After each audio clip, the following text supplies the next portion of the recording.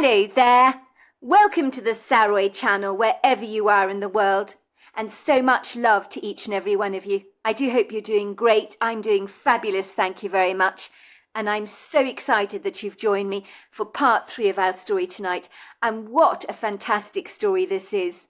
So where we are on this story is that Gretchen is with her 2 grandchildren, Scott and Eugenie, and they're trying to find the Whispering Willows Inn, which is an old Victorian inn that has been brought back to its normal, to what it was like in the 1800s. It's been renovated, and they're going there for a few days.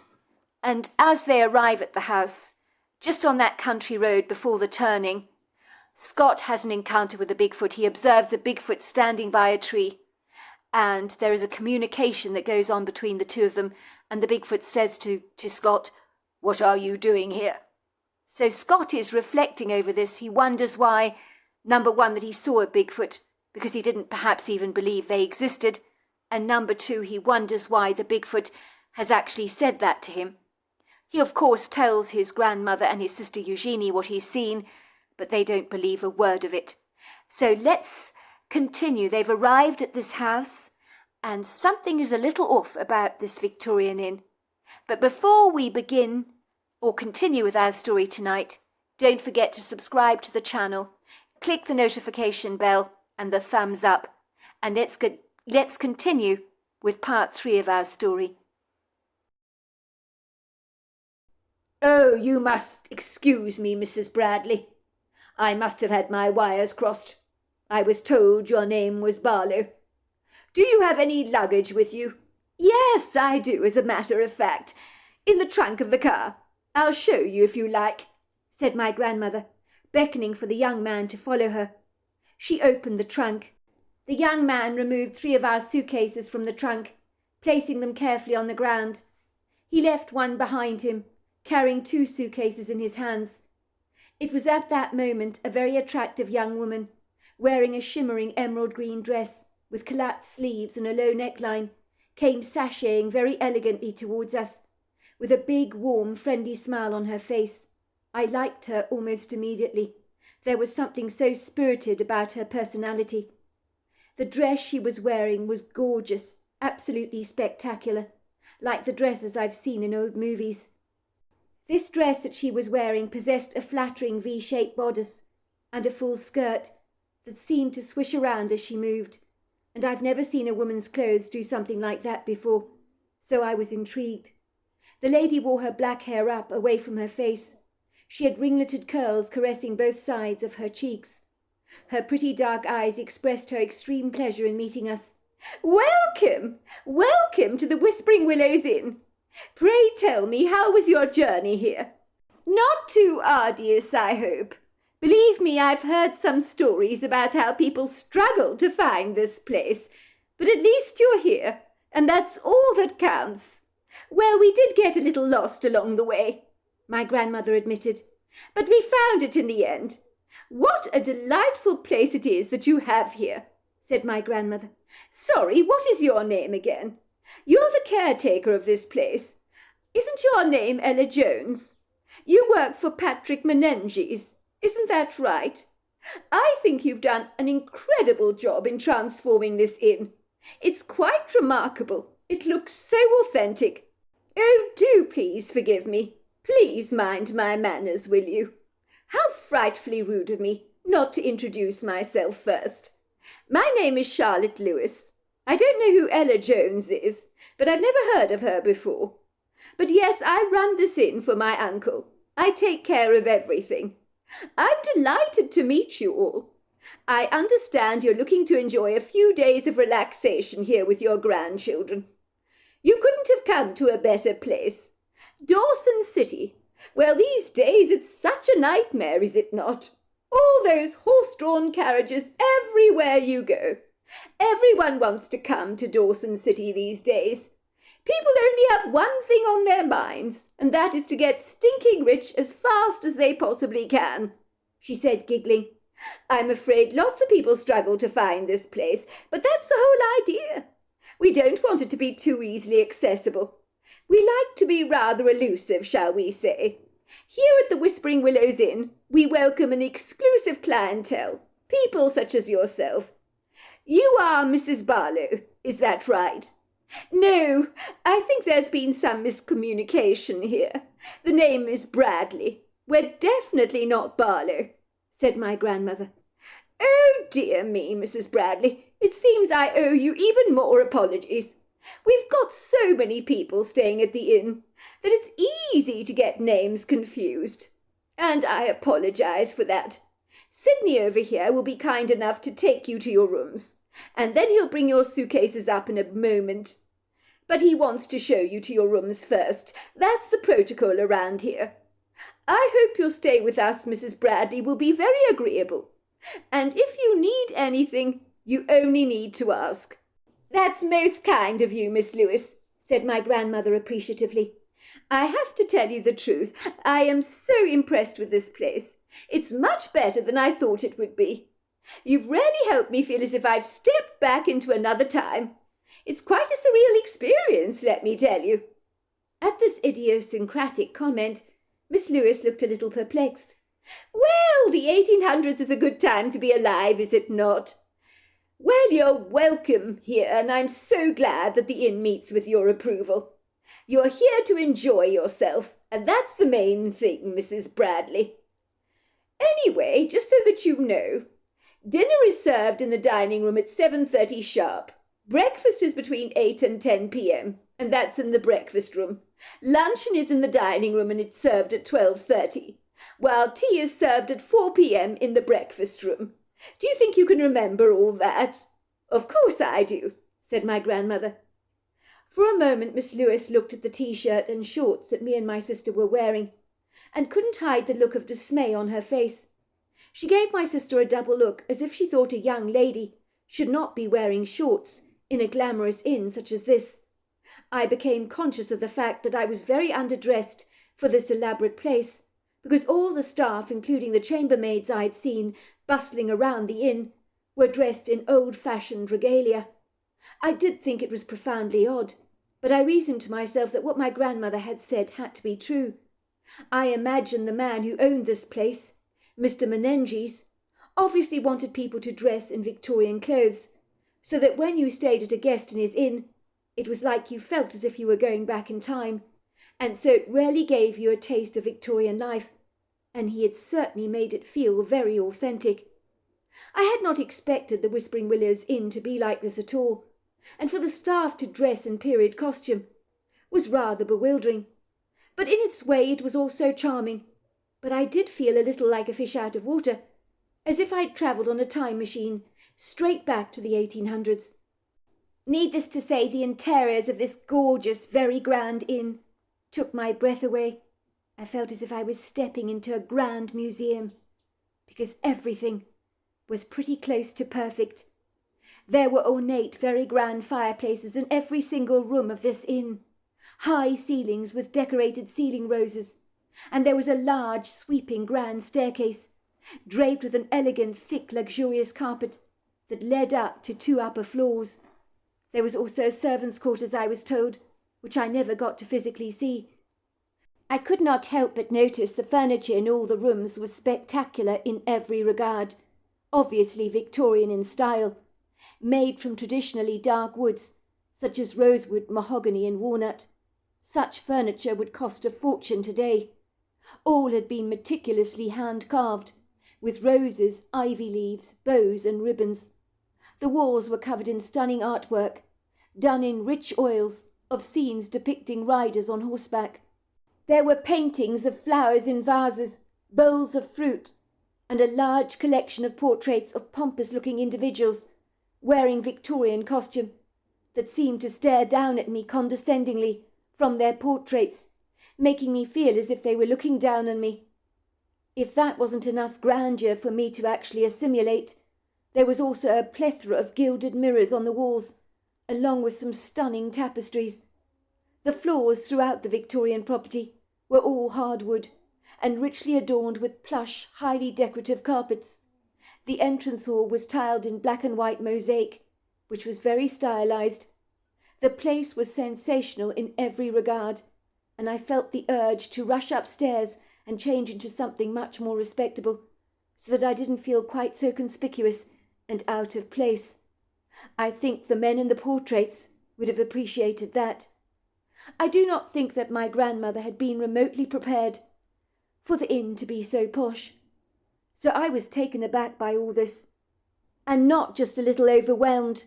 My only thought at that particular moment was, thank goodness I'd brought a smart shirt, a jacket and tie with me, as well as a pair of reasonably respectable trousers, which I would wear for dinner that evening. I was given a single bedroom all to myself, which pleased me greatly, along with a very elaborate, elegant gold key, the likes of such I've never seen before. My grandmother had promised my sister Eugenie they would be sharing a room together, and she kept to her word. The bedrooms were luxuriously presented, exceedingly ornate, with fancy glass chandeliers that dangled from the ceilings, and gloriously heavily carved 4-poster beds, lined with opulent bed covers, done in rich reds, golds and greens. There was a walnut dresser in my bedroom, with a porcelain basin, a jug of cold water filled with rose petals. I think the thing that stunned me the most was the little room I discovered to the side of my bedroom that I had thought was a closet, and inside this room was a single toilet that literally just contained a chair with a china bowl attached to the bottom. I could also observe a Victorian bath and washstand, but there was no water pipes or plumbing anywhere to be seen, which I thought bizarrely strange. I wondered why the owner, Patrick Menenges, would go to such lengths to preserve the integrity of a Victorian home like this, that he wouldn't even bother to put any plumbing in the place to enhance the comfort of all his guests. As I was considering all this, there was a knock at my door, and I opened it, and there was a lady's maid standing there in the doorway, addressing me as Sir, which had never happened to me before, because I was only 14 years old. She asked me if I needed any hot water for my bathtub, and if I did, to let them know, and they would fill it up for me with buckets of hot water. I mean, it seemed nonsensical to me that in this day and age people would actually live like this. But I somehow managed to persuade myself that the owner of the Whispering Willows Inn, Mr. Patrick Menenges, must be an incredible eccentric who lived in the modern world, but probably wished he didn't. He was possibly one of those unorthodox individuals who loved all things Victorian, and even dressed as a Victorian gentleman himself. You often get people like that in this world. Is that why he'd gone to town to ensure that everyone in the inn wore Victorian clothes? It is rather bizarre that this inn has no modern plumbing or electricity, my grandmother admitted to us, but it certainly gives us a real taste of Victorian life. And maybe that's the idea of this place. I wonder why Mrs. Kitman, my friend Maple that is, never told me about all of this. It would have been nice if she'd warned me that the dress code was formal.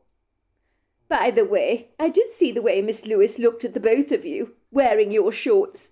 She looked mortified by your appearance, and by what you were wearing, especially you, Eugenie. I don't think she approves of a girl wearing shorts and a T-shirt. I did feel rather embarrassed by it all. I do wish they'd given us a dress code warning before we came here. Honestly, if I had known this inn was so formal, I would have changed everything we packed. I hadn't anticipated this at all. Oh, by the way, I did ask Mrs. Lewis about the trampoline for you children to use. She didn't even know what a trampoline was. Can you believe that? But Mrs. Kitman told you there was a trampoline here, said my sister Eugenie, sounding bitterly disappointed. Why doesn't Miss Lewis even know about it? Well, maybe there is a trampoline, love. But let's just say Mrs. Lewis doesn't seem to know anything about it. But then again, she's not the one that organises the outdoor activities for the guests here. She told me that Mr. Harper does all that. So we can find out tomorrow morning what activities we can engage in. And I'm sure then we can find out where the trampoline is. I feel very underdressed here, Granny, I admitted. Everybody dresses so smart here. Well, at least we can be thankful for small mercies, Scott. You've got me to thank for insisting you brought your long pants along, as well as a dress tie and a nice crisp cotton shirt and jacket, because you can wear those for dinner tonight. And you, Eugenie, can wear a smart dress. I don't want Mrs. Lewis giving us any more funny looks. Honestly, Maple Kitman is the end. She should have warned us about this dress code. I know I keep going on about it, but I'm quite angry with the woman. Honestly, I am mad at her. I'll have some words with her when I see her next. Oh, we're expected downstairs for dinner at 7:30 sharp. Don't forget that. You heard what Miss Lewis said. When we went downstairs for dinner that evening, I noticed that there were only 3 other guests staying at the inn. They were all men that were very smartly attired, all sitting at their individual tables, being waited on diligently by the staff. I got the distinct impression they were men of significant means. "Oh, there you all are," said Miss Lewis, looking pleased to see us. "Oh, I am delighted to see you all." We entered the dining room, and she led us to a beautifully set table, and I truly felt like royalty, as if I was in a grand hotel, for the glasses glistened and the cutlery shone like a brand new pin. One of the waiters pulled out a starched linen napkin for us that he placed individually on our laps. We were served multiple courses one at a time, starting off with a clear consommé, followed by roasted meats and vegetables, and then a dessert of baked pears in a rich syrup, served with custard, and that was followed by a luxurious selection of rich cheeses, biscuits, and plenty of fruit. The food was absolutely delicious. I was more interested in what was going on around me, especially the very subtle, coquettish way that Miss Lewis was behaving towards one of the young men that I could see she genuinely liked. He was sitting at the table tucking into his roasted lamb, and she kept going up to him and saying, "How is the lamb, Mr. Pritchard?" "Very nice indeed. Thank you, Miss Lewis," he said, looking up at her with a warm, engaging smile. Miss Lewis practically melted like butter on a corn cob when the man looked at her through his warm eyes. He stroked his moustache reflectively and said, "That's why I keep coming here to the inn, Miss Lewis. The service and the food here is impeccable. I am never disappointed." "Oh, I'm so glad to hear that, Mr. Pritchard," said Miss Lewis. "We aim to please here at the Whistling Willows Inn." She hurriedly shuffled over to our table. Her face was flushed a bright pink. "Are you enjoying the roasted lamb?" she asked us. "Absolutely delicious," said my grandmother. "You can really taste the rosemary. The meat is very, very tender. Well, we have a very good chef here." Miss Lewis then leaned over the table and said in a muted whisper, "Tell me, is the man sitting on the opposite table to us, looking in this direction?" My grandmother chuckled. "You want him to look in this direction, don't you, Miss Lewis?" she asked her, with a naughty twinkle in her eye.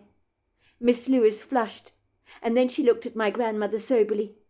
"You do know who is sitting in that table? Well, it's Mr. Nelson Pritchard." "Never heard of him, love, I'm afraid," said my grandmother. "You've never heard of Nelson Pritchard?" said Miss Lewis, looking quite stunned. "But everybody knows him. He's the most eligible bachelor in these parts. He's stinking rich, and when I say stinking, I mean stinking." "Well, I'm not from this part of the world, Miss Lewis," my grandmother chuckled, "so I wouldn't know. But if you're wondering if the man fancies you, I'd say he certainly does. If you must know, he hasn't stopped looking in this direction since you walked over here. I think, in truth, he's quite mesmerized by you, Miss Lewis. In fact, I don't think he comes here for the good service you offer. I think he comes here for you alone." "You really think he likes me?" asked Miss Lewis. Her eyes lit up like 2 of the brightest stars you would ever find in the firmament, for indeed my grandmother could not have said anything that was more encouraging. Miss Lewis lowered her voice very cautiously. "Nelson Pritchard has made a ton of money on gold, you know. There isn't a girl in town that doesn't fancy the socks of him. But he's not like other men, you know. And that's why I find him so desperately attractive. It's not just because he's wealthy, although of course that's a huge asset. But it's his manner, you know. It intrigues me greatly. He mystifies me." "What exactly do you mean by that?" my grandmother asked. "Well, women throw themselves at Mr. Pritchard all the time. So brazenly, I have to say. And well, he brushes them away, doesn't he? Like the cat's hairs on a coat. I mean, he could have any girl in town he wants.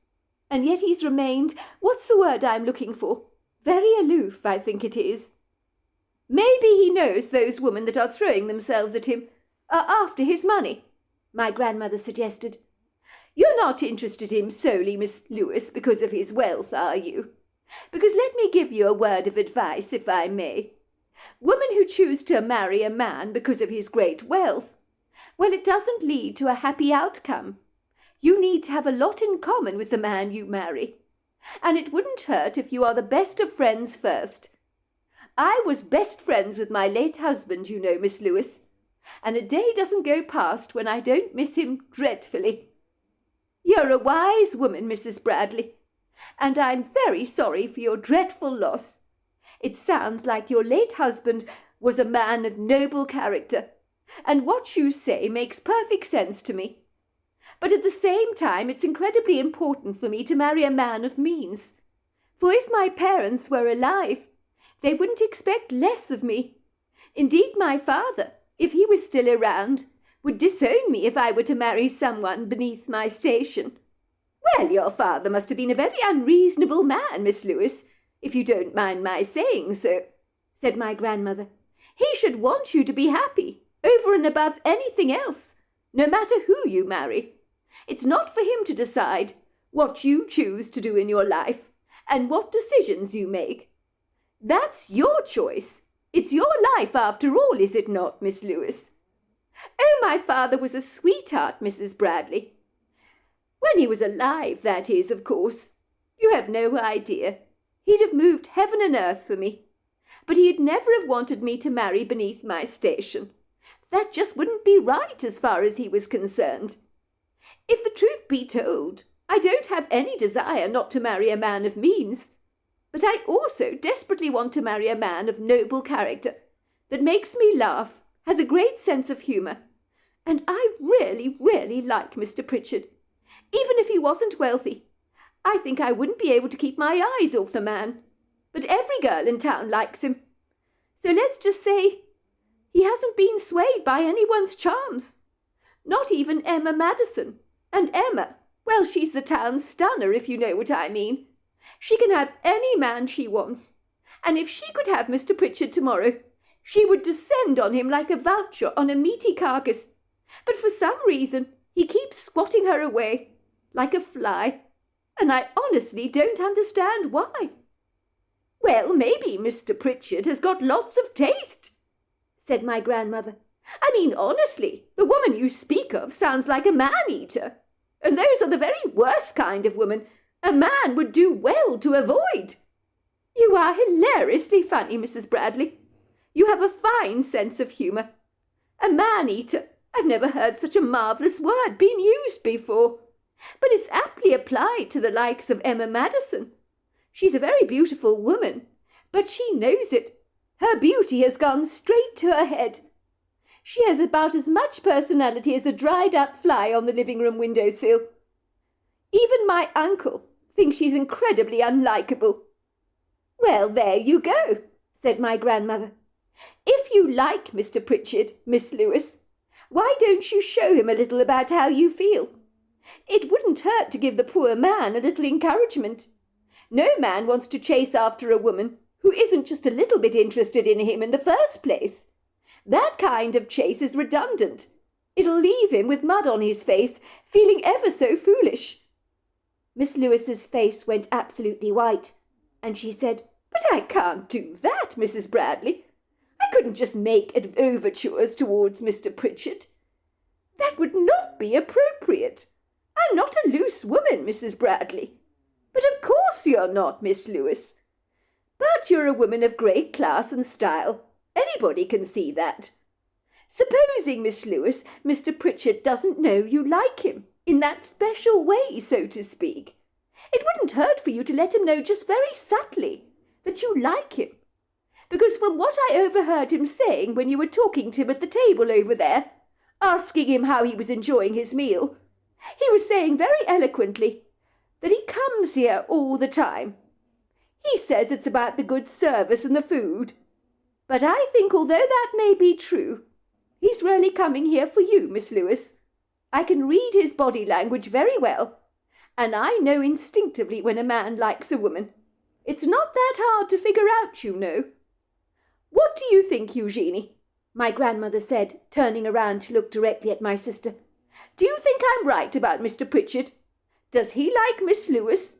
Eugenie smiled and nodded furiously. I think he really likes you, Miss Lewis. He keeps looking over here.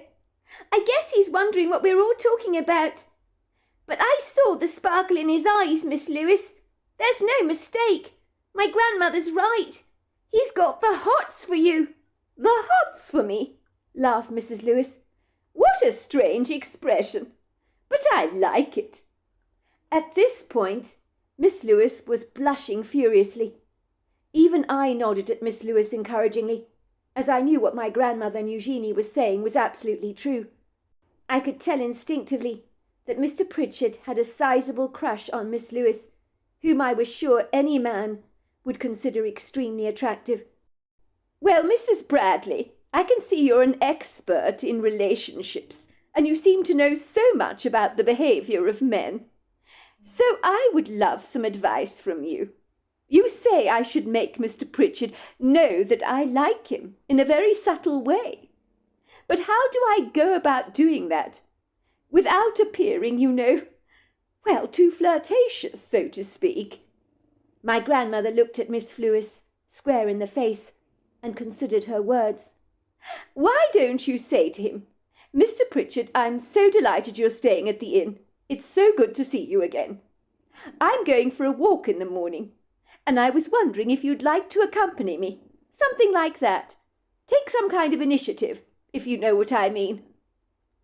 You think if I say something like that he'll know I like him? Asked Miss Lewis cautiously. Absolutely, said my grandmother. If you want to know, from my observations, I can see Mr. Pritchard is a shy, demure man, and men like him need bringing out of their shell. He's never going to take the initiative, Miss Lewis. Not his kind. He won't. If you want a relationship with him, well, the ball is entirely in your court. The ball is in my court.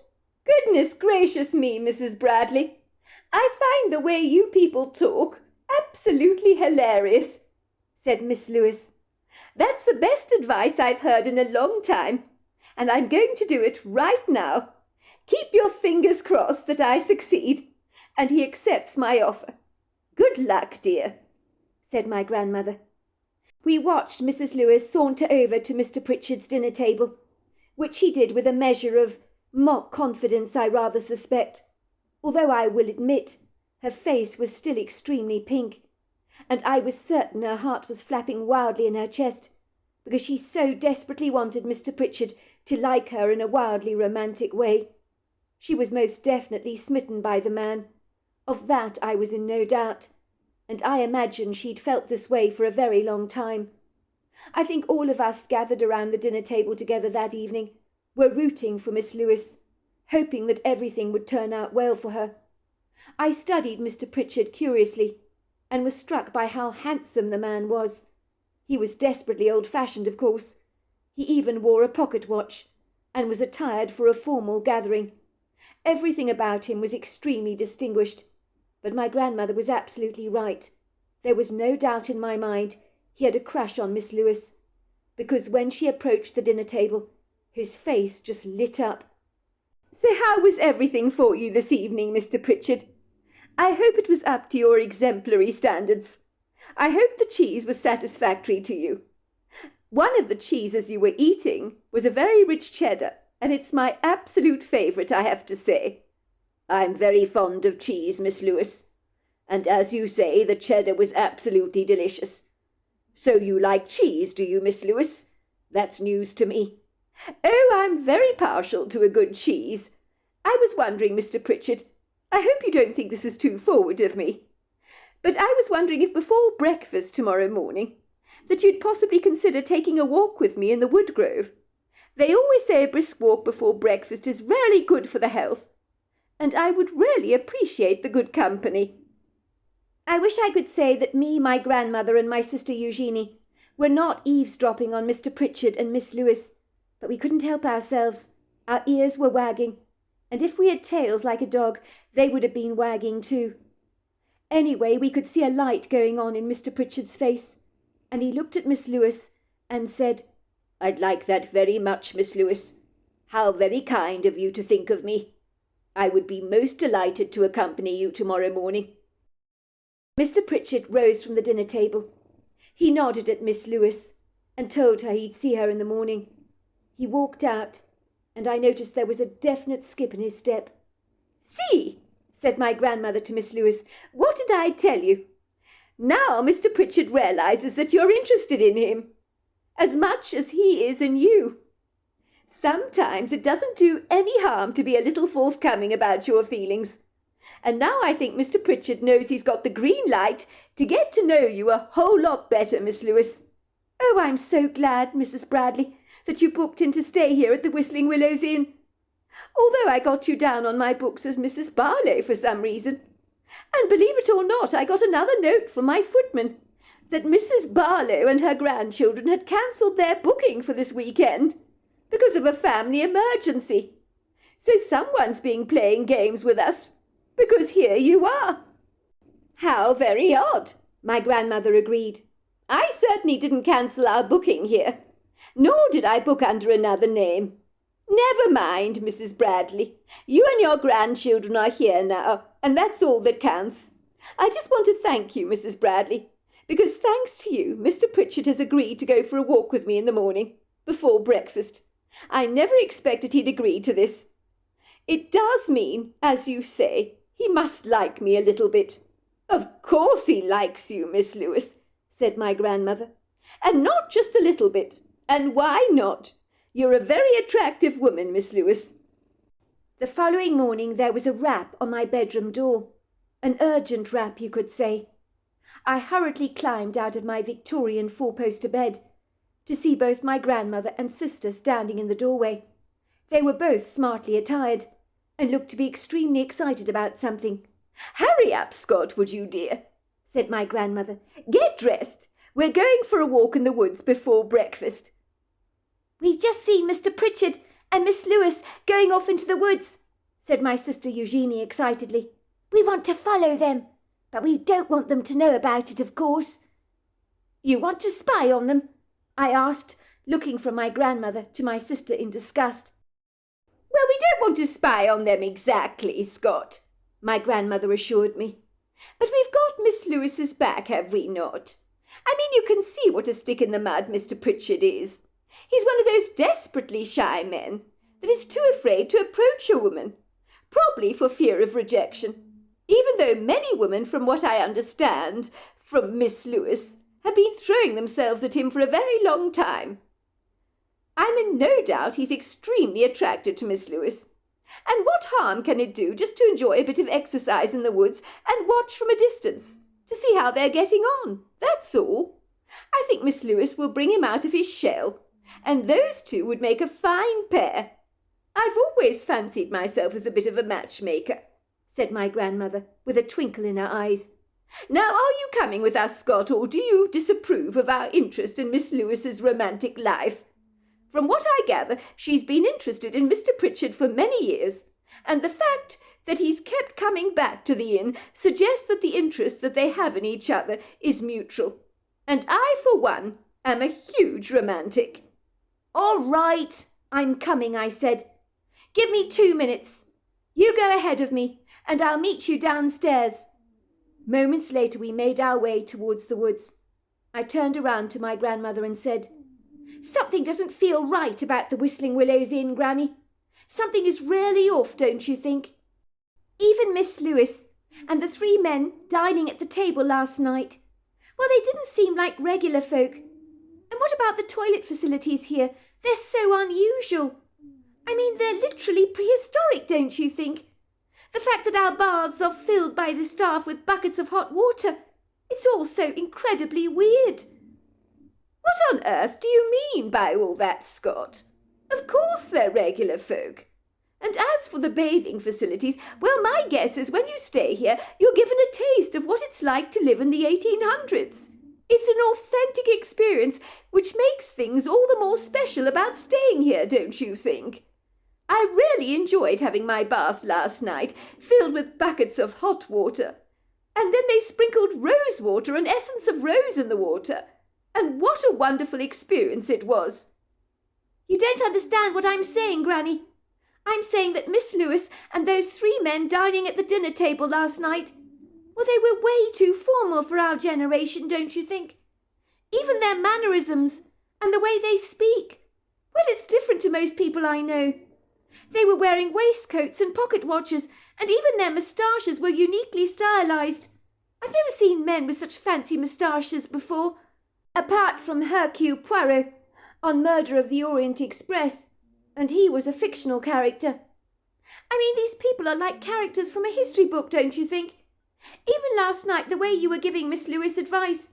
At first she appeared shocked at the mere suggestion that she should make any overtures towards Mr. Pritchard, as if the idea was quite vulgar to her. I mean, her obvious reluctance was so old-fashioned, don't you think? Nonsense, Scott. You don't know what you're talking about, said my grandmother. There's nothing wrong with a woman waiting for a man to ask her out. She doesn't want to degrade herself by throwing herself at him. That's perfectly understandable, you know. In the case of Mr. Pritchard, well, you have to make the overture, because the man just wouldn't do it if it was given to him. He's obviously very reluctant in that regard. But in most cases, a woman does not want to be seen chasing a man, even in our generation.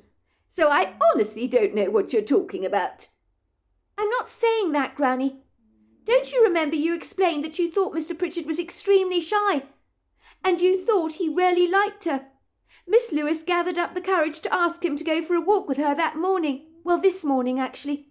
She'd have never done that without your encouragement, Granny. Most women today, well, they don't behave like that. I think a lot of them would take the initiative in showing a man they liked them in some way. But Miss Lewis, well, she keeps her emotions tightly in check, buckled up, if you know what I mean. Almost as if she's wearing a straitjacket. Everything about this inn feels like we're living in another time, don't you think? Oh, for goodness sake, Scott, listen to yourself. I think the idea of this inn is to feel that you've been taken off to the 1800s. It's an authentic experience. That's why you feel this way. I mean, the delicious food we were served up last night was so typical of Victorian times.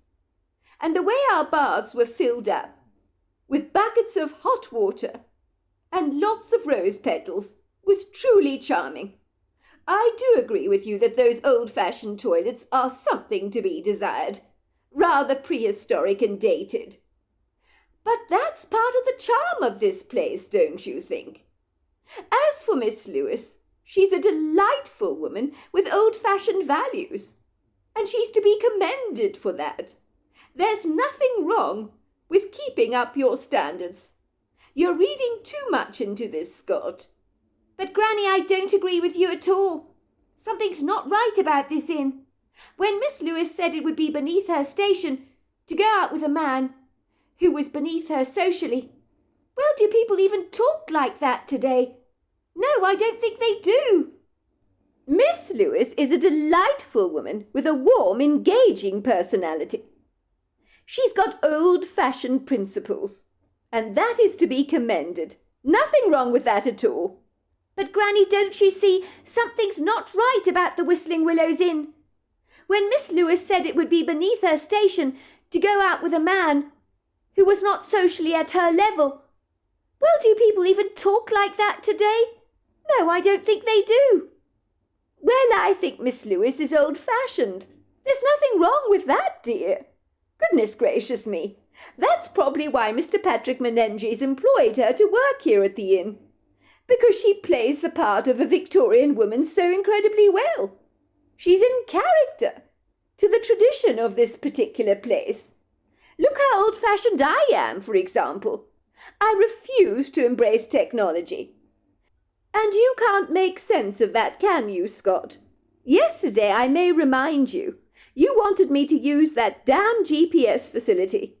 But we found our way to the inn very happily without it, didn't we?"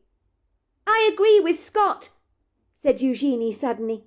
"Yesterday when you weren't looking, Granny, after you parked your rental car in the driveway, I saw that man who took our luggage into the house, running his hands down the rental car. He stared at it as if it was a piece of fine art. It was more than a little weird, Granny.